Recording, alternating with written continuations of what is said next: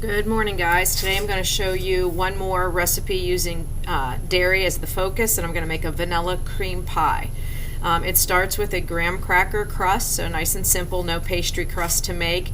And I have finely ground up 1 sleeve of graham crackers, meaning this much, like the one package that comes out of the box. I ground those up with my food processor, but you can also do it by putting them in a Ziploc bag and smacking them with something heavy like a rolling pin. I'm going to add about 1/4 cup of sugar,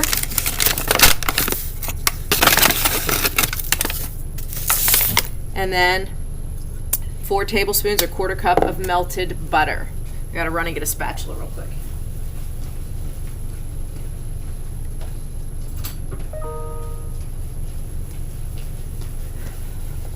Alright, so I'm going to mix the sugar in first, right in my pie pan, then I'm going to pour in my melted butter, make sure I get it all out of there, and I'm going to thoroughly mix that in. It can be a little bit messy, so just take your time, but the key to it is making sure it gets well incorporated, because it's the butter mixed in with your graham crackers that are going to make it stick together and form that crust. So once I have that well combined, the next important step is to really press it all firmly down into your pie pan. And if that point it doesn't seem like you have enough moisture, add a little more melted butter if you need to. But usually that's about a good ratio. So I'm going to just press it into the bottom and then up the sides of the pan to form the crust.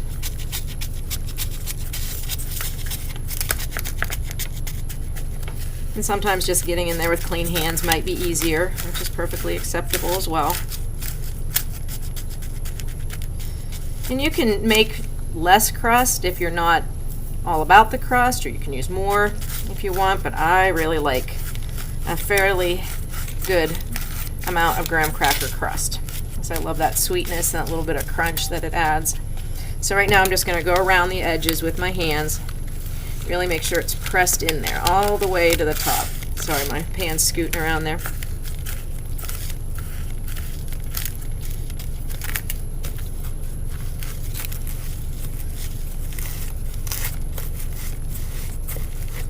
Then I have my oven preheated to 350, and I'm going to bake it in the oven with nothing in it for about 10-12 minutes, just to kind of firm it all up.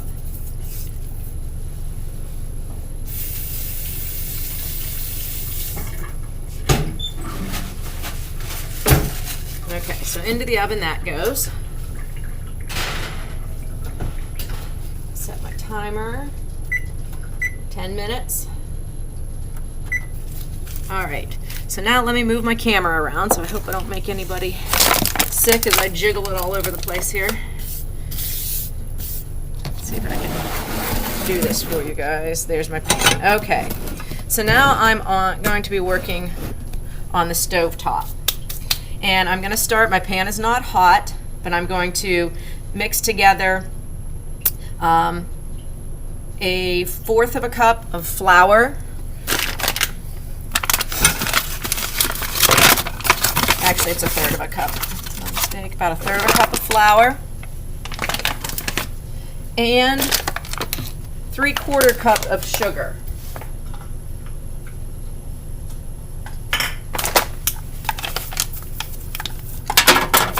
Half cup, and then 1/4 cup.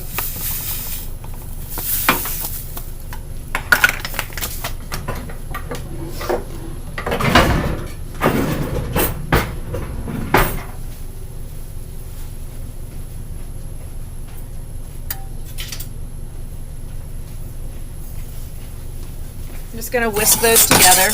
Once again, my pan is still not hot. The flour is our thickener. When the milk comes to a boil, that's what's going to firm it up and give it the custard consistency. So I'm going to add 2 cups of milk to this. I like whole milk because it has a good texture. The fat in there gives it a nice feel. You could certainly do it with a lower fat milk though.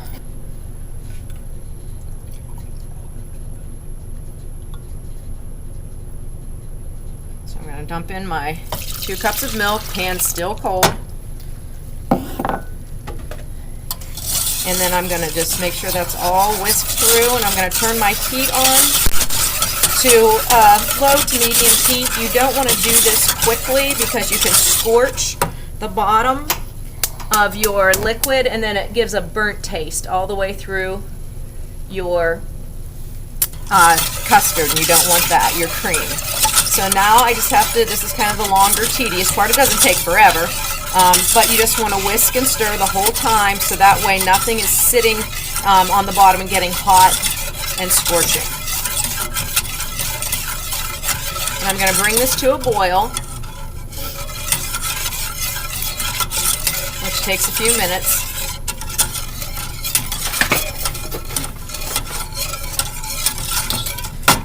Take just a quick second here, and I'm going to separate 2 eggs. I want just the egg yolks for this, so this will be okay. I'll stir it off and on here as I'm going, but I'm just going to separate the egg yolks from the egg whites because I only want to use the yolks in this. So I'm going to just crack my eggs, separate the whites out into the one container, keep the egg yolks in another. You could use these egg whites for meringue or some other dish. Just going to plop those over there so they're ready. Back to my stirring. And this is the same way you would make a chocolate cream pie, lemon cream, anything that is cream based. If you wanted to make butterscotch though, you would use a brown sugar because that's what's going to give you that butterscotch flavor.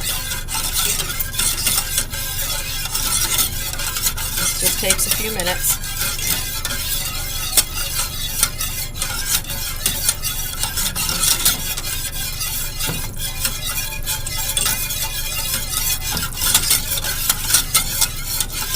Sorry to be dull. I don't have much to talk about right now while I'm watching my liquid come to a boil.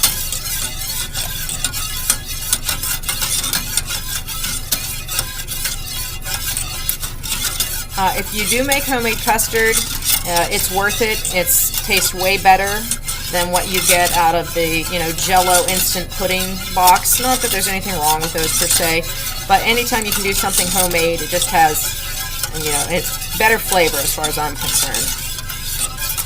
And it's always good to know how to do things.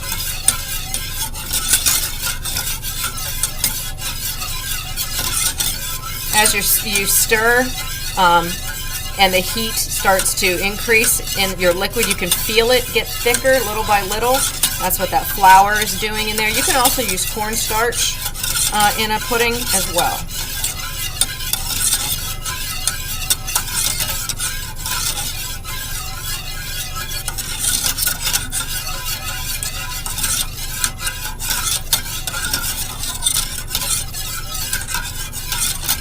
I know I've said custard, I've said cream, and I've said pudding. We're all talking the same thing. 3 different words to say pretty much the same thing.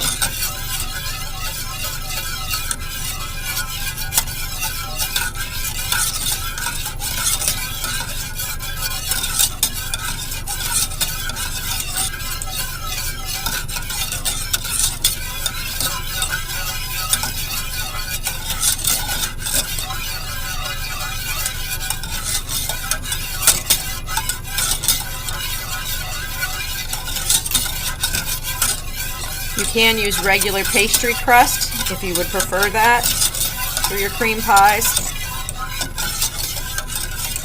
But a classic vanilla usually has a graham cracker crust.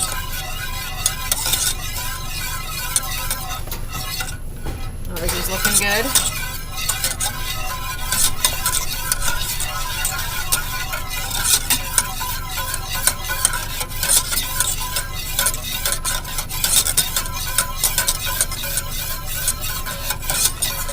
Almost there. I can feel it getting thicker, more resistance in the pan.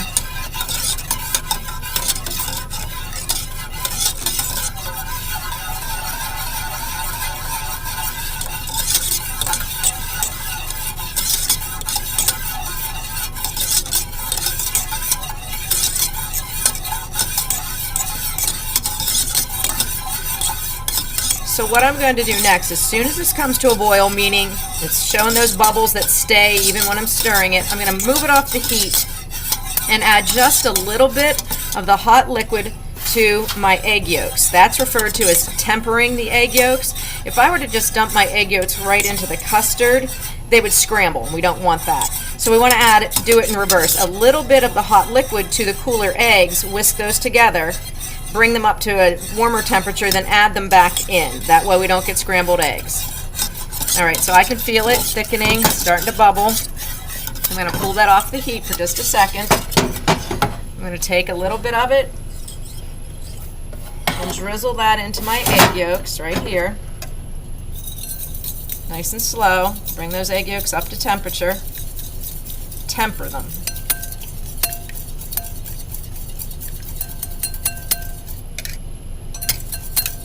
Now I'm going to whisk that back in slowly to my cream.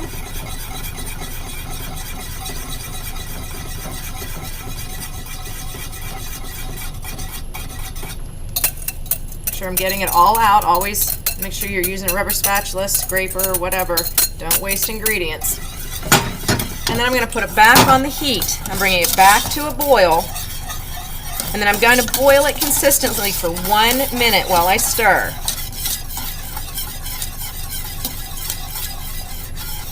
And that's what's going to get it to a temperature that will result in the thickness that we need. If you don't bring it up to temperature, then it's not going to be thick when it's cold and set.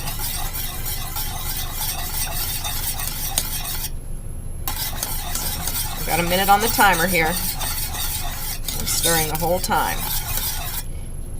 You guys aren't seeing the bubbles because I'm stirring and breaking them up, but they're there.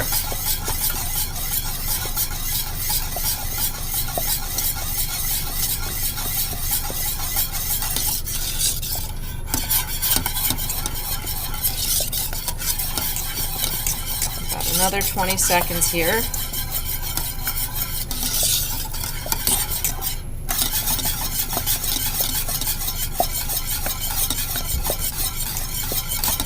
I'm going to turn my heat off, take it off the heat. And at this point, I'm going to stir in 2 tablespoons of butter and vanilla, because as of right now, it's just sweet cream. So I'm going to put my butter in there, and just about a teaspoon or so of good vanilla.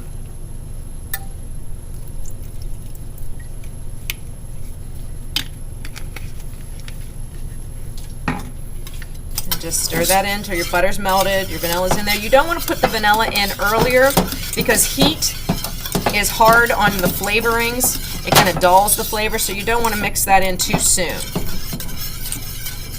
And the butter adds a nice richness that gives it a nice feel. You could leave it out if you're trying to be a little healthier. There's our pie crust. So let me turn that off. Bring that out.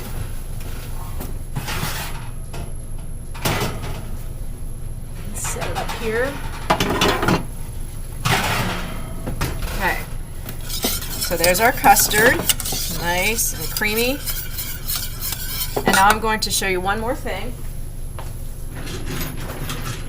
if I can find it.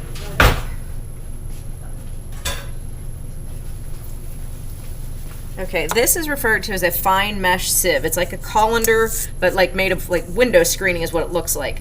I'm going to strain my custard through this into the pie pan, just in case there were any little bits of scrambling egg, a little bit of thicker custard off the bottom, and that just gives you a much better texture to your custard.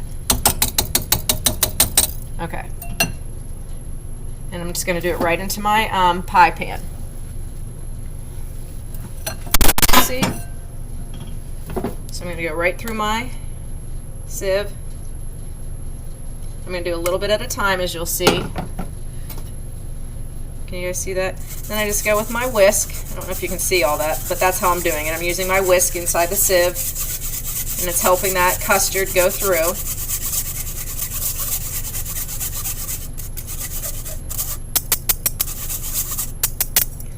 I'm just going to scrape it off the bottom so I'm not making a mess. Go get some more custard.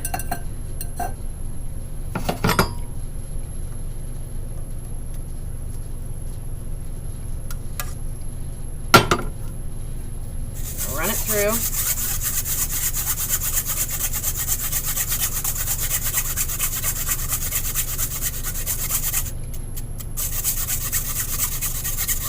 Almost done.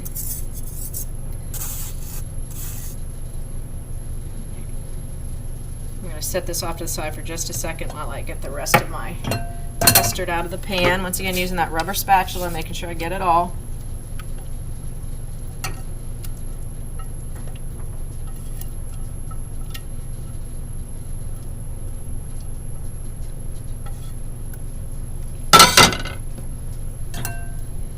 Finish going through the sieve, and that's our pie. And I'll show you what it looks like here. Let me get this handle out of the way.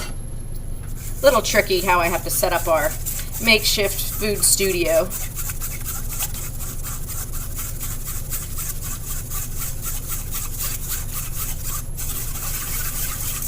It's a funky little sound, that's for sure.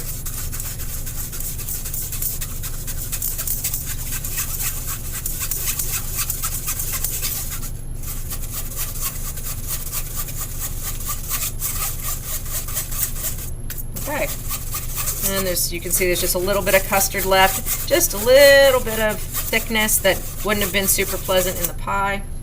So I'll set that off to the side again. This time I'll use my rubber spatula, getting all that custard off the bottom. Don't want to leave any. No waste. Then I'm going to take my rubber spatula, even it out.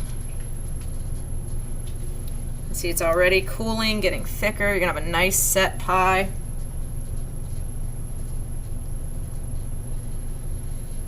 I'll bring it over here if I can touch it. And there you have it. It's a nice vanilla cream pie. Now I'm going to cover it with saran wrap, directly touching the top of the custard, and then into the fridge. And once it's solid or completely cold, you can top it with whipped cream, chocolate sauce, caramel sauce, whatever, or just eat it the way it is. Alrighty.